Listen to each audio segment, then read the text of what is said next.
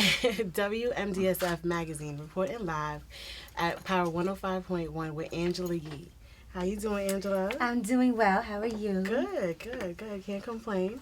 So we're going to start out with some of your information. Everybody wants to know how you got your start as a radio personality. Did it choose you or did you choose it? Well, I started off as Sirius Satellite Radio. And actually, I was working before that for Eminem, for Paul Rosenberg, for his clothing line, Shady Limited. And I saw an opportunity in the marketing department at Sirius. So I asked Paul, could you get me an interview? And I'll just take it from there. I don't need a job. I just want to get an interview. And I know you got the connects because they had the radio station. Mm-hmm. They had Shade 45. So Paul says to me, well, you know what? They're looking for a female on the morning show. Why don't you try it out and see if it works for you? So I was like, all right. I had never did radio before. So I was super nervous when I first started, but I was given that opportunity. And then once, they let me in the door, that's it. Wow. I went crazy with it. So I actually, for the first few months that I worked there, I didn't go out ever. I was at home every night, making sure I got plenty of sleep, making sure I was always looking up information and just reading everything just so I would be just on top of it. Yeah. Yes. It's always on top. You always have to stay on top, which I'll get to later on. But when you were offered the position with Hot 97, you got offered twice. Mm-hmm. Why did you turn it down? The reason I didn't take that position was I was at Sirius and they really wanted me to stay there. And they offered to give me the morning show. So it would be my morning show. Right. So to me, at Hot 97, when I was talking to them about the position, I said, okay, so it would be me, Cypher, Rosenberg. Are we all equals on the show? And they told me no, it's actually going to be their show and you're going to be the one that does the rumors and the traffic, the weather and that type of thing. And to me, I kind of felt like, well, I have my own show now. Mm-hmm. I don't want to go and move to a show where I have a lesser position. Right. And so I told them, I said, look, this is what I'm going to do. I really want to build up myself as a personality and build up my brand and my name and then hopefully walk into a bigger position. And I didn't feel like that was right for me at that time when, satellite radio might not has been as big as that, but it was also just better for me as far as what I wanted to do in my career and building myself up. I didn't want to just be, the person that does the rumors, the person that does the traffic and the weather. I really wanted a bigger position. So I said, let me sharpen my skills. Right. That worked out for you, right? I did. It was a great decision. Yeah. A lot of times I think the fact that I wasn't trained to do radio and that wasn't my career goal, maybe I would have been brainwashed to think, okay, this job offers, never comes. Let me just take it and figure it out from there. But I just, the money wasn't right. The position wasn't right for me. So I felt like I made a very practical decision that most people might not have made. Right. It's a good choice you made. So look, it worked out for you. Yeah. Sometimes you got to go with your instinct. Exactly. So what influenced you to do the reality TV show that everybody knows you're on the Gossip Game on VH1? Well, reality TV has always been a scary thing for people because it has such a taboo, a stigma attached to it. People feel like reality TV is just so ratchet, blah, blah, blah. You got to fight. You got to do this. It's women arguing with each other, talking about each other behind each other's backs. But the way the show was presented to me was okay, it's going to be about your professional life. There's going to be some personal stuff, obviously, because that matters also. But it's more about what you do for a living. It could be inspirational. We're going to show you at work. We're going to show, how you get to where you want to go. People are so interested in what you do. And I do agree. People are interested in what we do for a living. So, my friend Kim Osorio had agreed to do it. So I was like, all right, Kim's on it. There were other cast members that they were trying to get involved. And it was mostly people that I knew and I was cool with. So I was like, all right, it sounds like a good idea. Right. And it kind of pans out. I mean, when you compare it to the other reality TV shows, I don't think it's as ratchet as the other ones. The level of it is not as high. Yeah, it's not. It's on not. a scale of 1 to 10. Exactly. On the show, Kay Fox is always looking to start ish with you, Sharon, and Viv. Why do you think that is?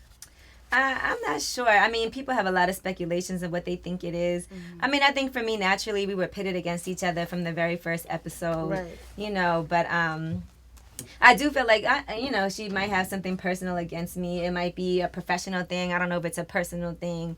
I honestly, have no idea. And I feel like she doesn't see what it is that she does. It's very hypocritical. She'll say, oh, Angela talks about me in interviews. Well, if you ask about her, I'm going to answer the question, and you talk about us as well. Right. I don't get offended by it. I don't say, you know. You handle it very well. Because I don't get offended by anything. I'm not the type of person that has, you know, I have very tough skin. Mm-hmm. So, and I feel a lot of that can be attributed to like my gradual, you know, going from satellite to power to TV. I was able to build up like my resistance to the things that people say about you. And so it's fine with me. I feel like, okay, my job is I report on people all the time. So people have things to say about me. How can I be upset about that? Right. If that's your job and you can do it, then you have to be able to take it when people do it back to you. So I knew that putting myself in this position was opening myself up to criticism, opening myself up to, you know, people talking shit about you is what it is. Did she not expect the whole thing to come out with Mano and her? And when I mean, I don't know if it's true. I don't want to put anything out there, but I mean, true or not true, I mean, stories are going to come up all the time. Exactly. And I always feel like it's how you handle it. Like, to me, people ask me about stuff that's not true. Mm-hmm. And if it's not true, I'm not going to get mad and drag it out and be, you know, not talk to you and call you names. I'm just going to be like, oh my God, that's not true.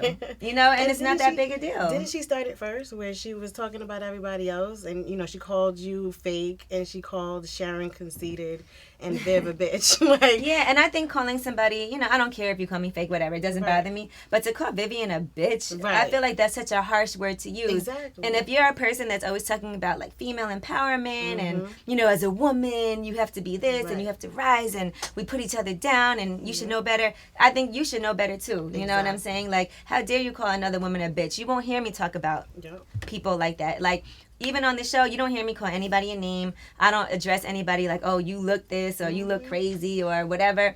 I don't address any of those things with people. If it's, you know, something specific that you ask me or anything that I have to say or I think you're acting ridiculous, I'll say that. Exactly. You know, if you have a photo shoot and it didn't look that nice, I'll tell you the truth. It didn't look that nice. Exactly. You know? Keep it 100. Yeah. And I think a lot of women get lost in that when they feel like they're showing sisterhood and they kind of get lost in the source and they don't keep it real with each other. I mean, if you have something to say, just say like it is. And you know what? Criticism is what it is. I've done photo shoots that were terrible before and, you know, I would appreciate that type of criticism. I wouldn't tell you something just to be malicious. Like, I try to find the good in everything. So I can say, okay, well, you know what? You had your first photo shoot. It didn't work out that well. I've had photo shoots that didn't go so well. I know it's nerve-wracking. You learn from your experiences. You learn from your mistakes. Some people just, you know. Just harp on it. Yeah. So what's up with Miss Drama? I mean, it seems like nobody on the show cares for her too much. Well, I think Miss Drama puts herself in that position. You know, I feel like early on there were situations where they asked me to like talk to her, and I tried. Like I tried to tell her my opinions, and she doesn't want to hear it. You know, I tell her, well, have you tried doing this? And this is important. And you know, if you want to feel like I gave her all kinds of advice. I said, you know, if you want to get really great interviews or build these relationships, you have to be friendly with people. Exactly. And I'm not saying you got to be best friends with everybody, but I should feel like I can open up to you because you've opened up to me.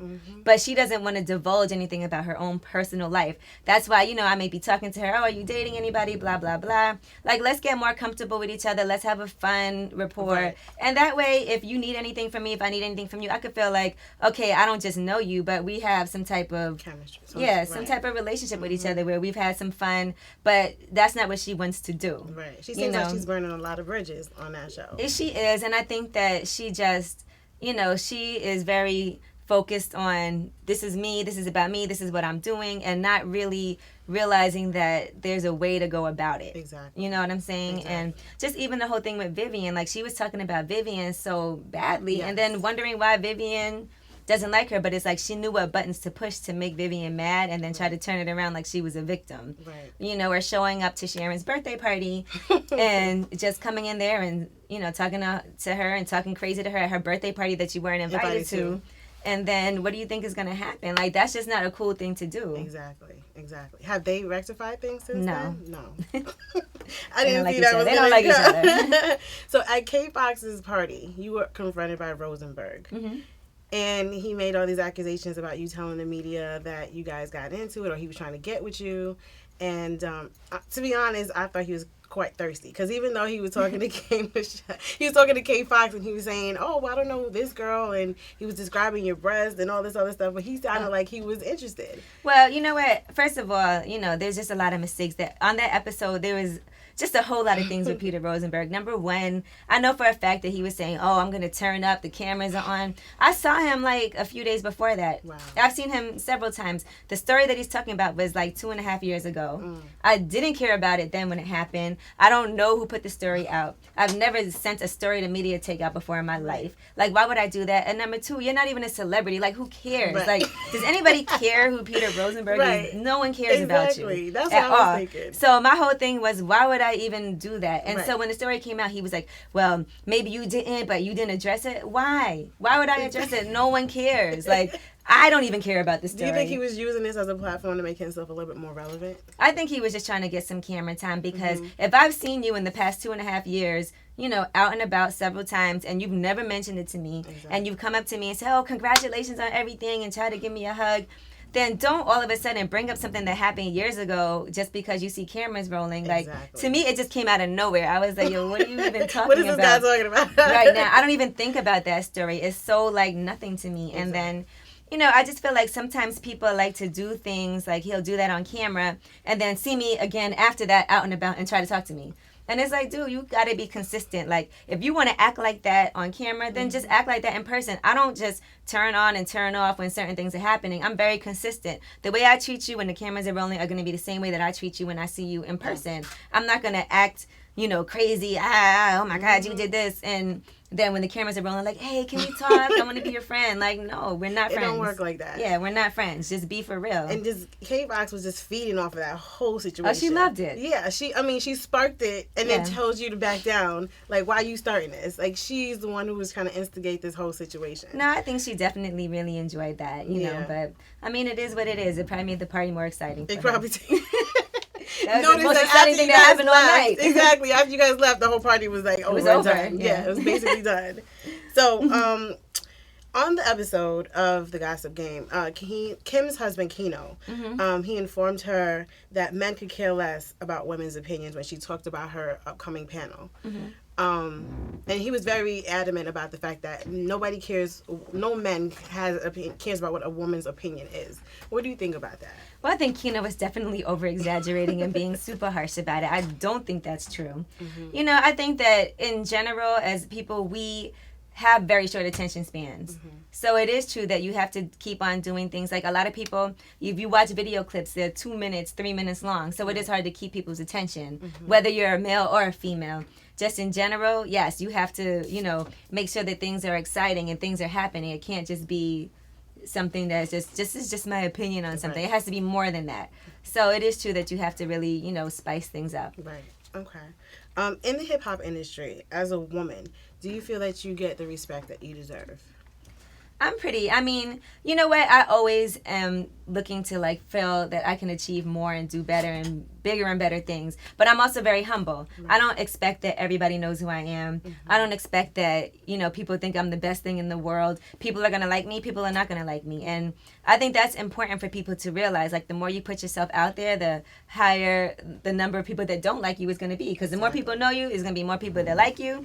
And with those people come the people that don't like you. So it is what it is. That's not what I worry about. What I worry about is doing my job and representing myself in the way that I feel like I really am and being true to myself. So, you know, I take, like, this job at Power 105 as the most important thing. Like, this comes before everything. If I have a vacation plan and this happened before and something important happens at work and I can't go on my vacation, so be it. I'm not going to take my vacation, you know. This comes before everything. So, to me, it's like you do the work and then whatever comes with that comes with that. Exactly. If you had to pick one person to be dismissed from the Gossip Game, who would it be? Let's be honest. One of the real cast members or one of the side cast members? I would say one of the real. There's a lot of side people, but one of the real cast members. I mean, I would definitely get rid of K Fox. Okay. You know, if I could dismiss somebody from the show. She's the only one that Miss Drama? Yeah, she don't really, like, you know. She don't really do much. Yeah, she don't really do much. I'm just, sometimes it's just irritating how, you know, just them pitting me against her. It's just like, all right, you're out of here. That your whole crew. Right, exactly. So you guys are on top of your game with the Breakfast Club. Do you feel the pressure of having to stay there? I feel like, yeah, there's always pressure, you know, and it matters to us. Like, what matters to us more than what the ratings are and all of that, that's important, because that's important up here. Right. But I really enjoy people that listen to our interview and love that. Mm-hmm. Like, I love people when they say, oh, I just saw your interview with DMX, or I just saw your interview with Ray J, that was hilarious. Or, hilarious. You know, I saw you guys talking to K. Michelle, that was so funny. Like, that means so much more to me than people just saying, okay, the ratings are in and they're this, and that. I just love the fact that people all over, when I travel places, just have seen, you know, oh, I love when you guys did that, just creating those moments. Right, exactly. So that kind of brings us to the next question. I know you recently interviewed K. Michelle, mm-hmm. and you talked about the incident that occurred between her and Rashida from Love and Hip Hop Atlanta, mm-hmm. when she threw the wax at her. Yeah. And her response was, you, let me see, quote it, you run up, you get done up, was her response. Was that a response you expected from her, as Charlamagne titled her the Queen of Ratchet? I never know what K. Michelle is going to say. You know, I mean, that was the one thing I could criticize K. Michelle for, because I really like her a lot. Mm-hmm. Like, I think she can sing. You know, I think she flies off the handle, but I like her whole personality. I think she's funny. But as far as, like, the throwing the wax, I was like, okay, that could have went totally left. Like, you don't know what could have mm-hmm. happened. It could have gotten her eye, blah, blah, blah. And I honestly, after being on a show, you don't know how things are edited to look. Like, I don't know what really happened. Right. I don't know if she really ran up on her and then that was her reaction. I can't say what really happened behind the scenes. Right. I just look at things from, you know, my point of view, where that could have went so terribly wrong. It's one thing to, like, argue with somebody and, you know, push or whatever, but it's another thing when you're, like, throwing candle wax. Exactly. Especially she's pregnant, too, on top of that. I don't think they knew she was pregnant. Right, at that time. Yeah, that's true. So I know that you love to collect shoes. Mm-hmm. Who is your favorite shoe designer? Well, it's hard to have a favorite. It's like saying who's your favorite child. For real. You know? So although people do have some. Yeah, but we're not going to admit it. But, I mean, there's a lot of designers that, like, these are Ruthie Davis that I have on now, and I love Ruthie Davis shoes. I just went to a sample sale of hers the other day. Nice. Yeah, everybody loves Lubies, and, you know, I do, because they do make great shoes, so I have to, you know, give it up to them. I like Charlotte Olympia. I like Cassidy. I like Giuseppe's. Oh, I love Giuseppe. Yeah, I mean, it's just not one child that I could say I favor over the other. Over the other. Well, you know how we are as women. I understand that with the shoe addiction came some serious debt. How did you manage to get out of it, and what advice do you have for us shoe shopaholics? Well, it wasn't necessarily the shoes that got me into debt. I'm going to be honest. I was doing a lot of things. Like, I was working with artists. I was actually working with Jay Electronica for a while and putting a lot of stuff on my card. Mm-hmm. So I ended up having to, obviously, at some point pay that back. But I feel like, you know, what I ended up doing was paying off my smallest credit card bills first. Okay. And getting those out of the way, and then just concentrating on one and only using one credit card when I had to. And really, it came down to, I just said to myself, I just got to make more money. Exactly. Because there's certain things that I got to do, that I want to do, that I love doing, that I'm not going to stop doing.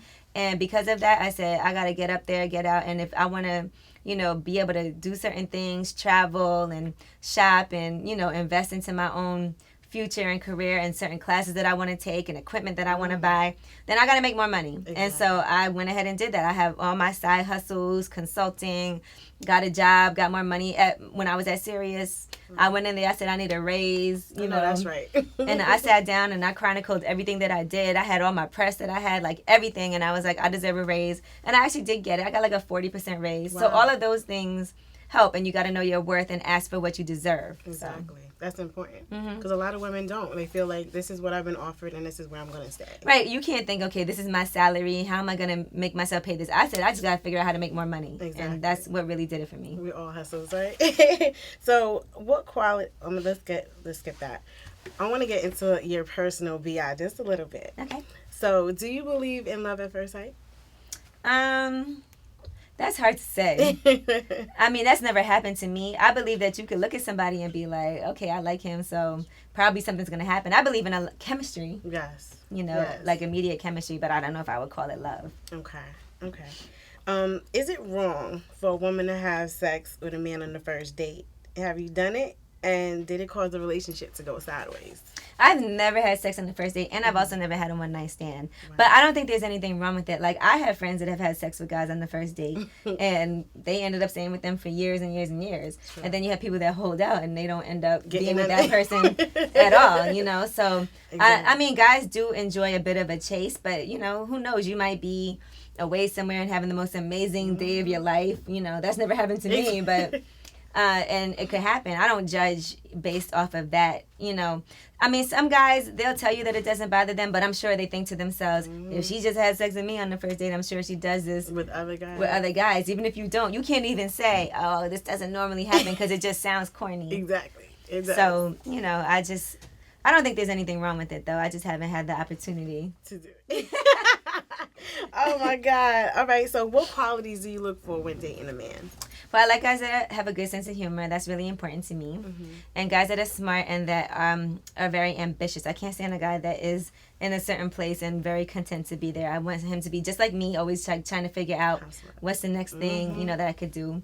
And, you know, obviously, I like to laugh, so a good sense of humor. I like people that are spontaneous and fun. Like, I like to go out. I like to have a good time. You know, it's important to me that a guy can, like, get along with my friends, because I have a lot of friends, and they're not that hard to get along with. So, you know, all of those things. So you hear that, fellas? This is what you got to do if you want to get in this. All right, I'm not even going to say the rest. I know from your show you're not waiting on a man to get a house. So I know you've been saving. Have you been house hunting?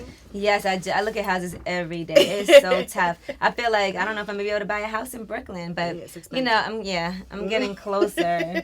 I'm just feeling like this is one of the most difficult things ever. It's just trying to find a house, but I'll be so relieved when it works out. Has it been hard to save to get a house? I've been doing good. Like, I already have the money saved up and put away that I need for it. I already got my pre-approval. I did everything that I need to do. Nice. So, in the meantime, I'm just stocking up some more money, whatever. But, you know, like, I'm good to go. I'm ready. I got my percentage that I need to put down. I got my pre-approval. I got everything. I love it. Independent women all the way. So, you had an interview with Black Enterprise. You described that in...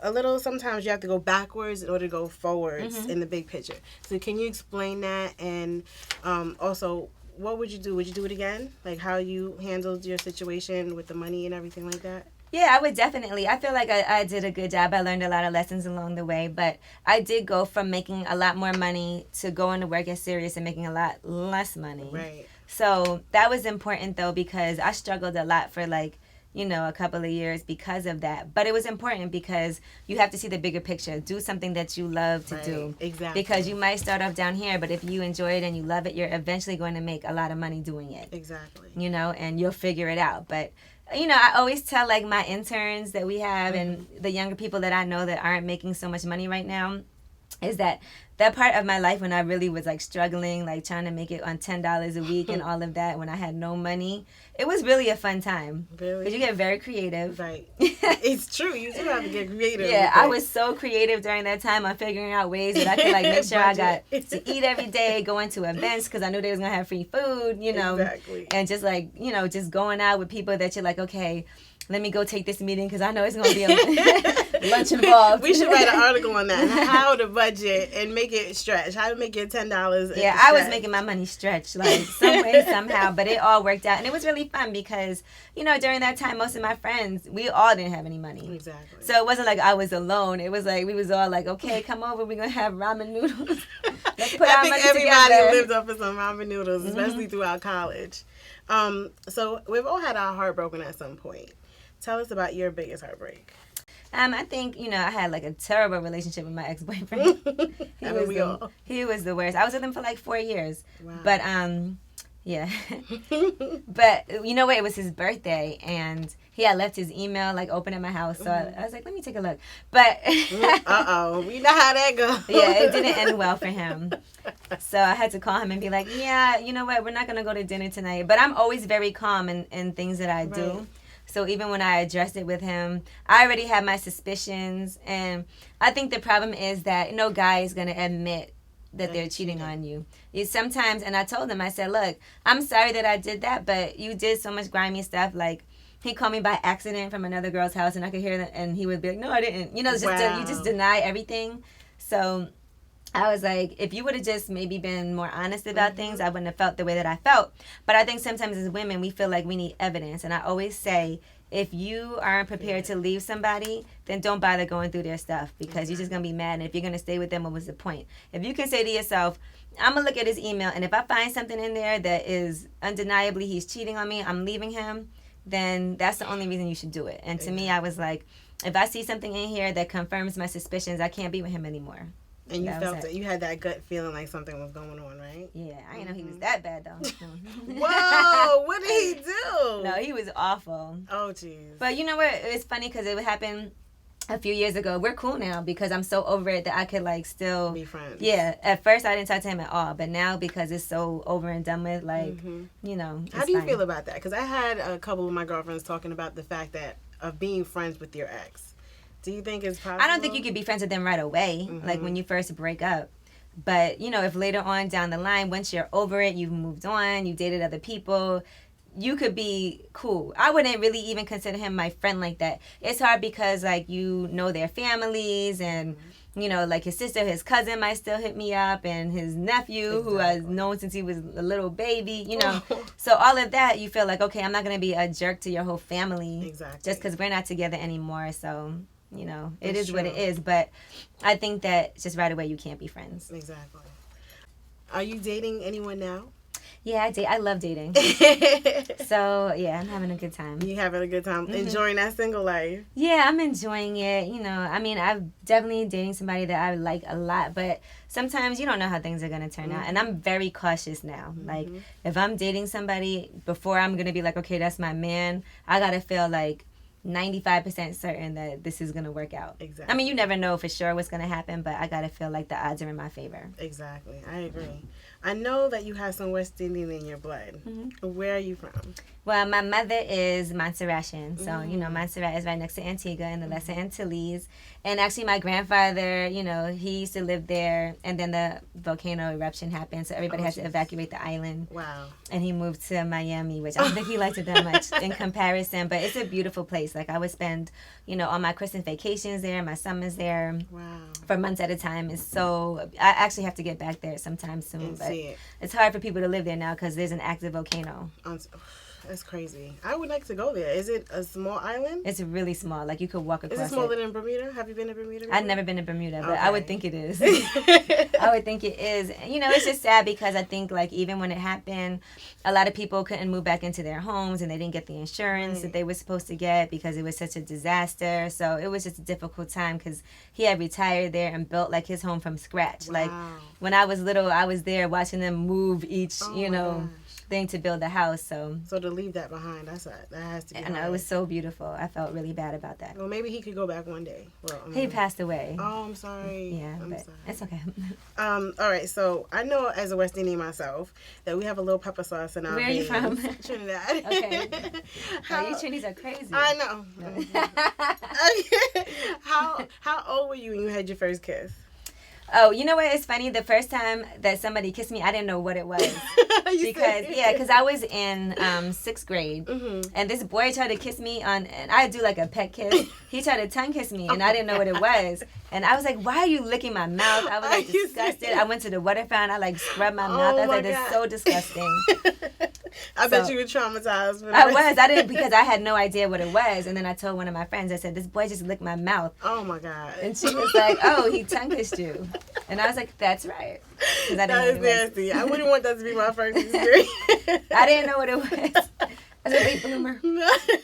So, I know you wanted to be an author as a child and also a filmmaker. What changed that, or is that still something you might That do is definitely something that I still could do, because I feel like it doesn't matter how old you are or, you know, where you are in your life. I just feel like things have been just so rush for me. I still write all the time. Wow. So, you know, who knows what might happen. I was going to say that. Yeah, I have some things in the works. Hit me up. Let me know what you plan on. All right, so what's next for Angela Yee? Well, I am trying to get this television show done, something that I'm doing myself. On the Breakfast Club, we have a weekend show that's syndicated in 48 markets right now on the weekend. So that's a big deal, and we feel like bigger and better things are going to happen from that as well. So you know, it's a lot right now. I'm just trying to like downsize. Yeah. Focus Well, no, on- you know what? I just try to. I feel like sometimes you spread yourself out too much, and it's hard to be really great. So I just try to be really great right now, doing my radio thing, and then I'll take on like one thing at a time, just to Exactly. Are you going to return for season 2 of the Gossip Game? We haven't even discussed it yet, so I have no idea what's gonna happen. Would you do it if they offered it? We haven't discussed it yet. I have no idea what's going on. Oh, come on, let us know. I mean, I don't know because they haven't said anything at all. I don't know who else is coming back. I don't know what's going on. So I can't, until like they say anything to me, I don't know. Nothing's going to happen. Okay, what advice do you have for young women trying to make a come up and a name for themselves in the industry? I would just say that make sure you respect everybody. Whether you're dealing with somebody that works in the mailroom or somebody that is a CEO of a company, you have to treat them with the same amount of respect. I would say make sure you're about your business, be on time. Being on time is so important. A lot of people cannot get that right. So first and foremost, just be on time, and be prepared. You got to make sure you do your research for wherever it is that you're going to do. And those are some, great tips. And be humble. Just know people are going to ask you to do stupid things. We had one intern and Envy made her clean the shit off his sneakers. Stop lying. I thought that was whack. But she did it. And I think she's a great intern for that because she didn't complain. She was like, okay. Was he laughing the whole time? No, because he was dead serious. But, as an intern, if somebody asked me to do that, I would have did it too. And I would have went home and cursed them out. But I would have been sitting there scrubbing away. Exactly. Doing what you got to do to make a name for yourself, right? Wow. All right. I appreciate this. And WMDSF Magazine would love to thank you for being a part of this. And everybody stay tuned, okay? Because you're going to see her. She's doing a lot of projects, and she's up and coming and on top of her game. Thank you, Angela. Thank you. I appreciate you taking your time, Thank you, too. hon.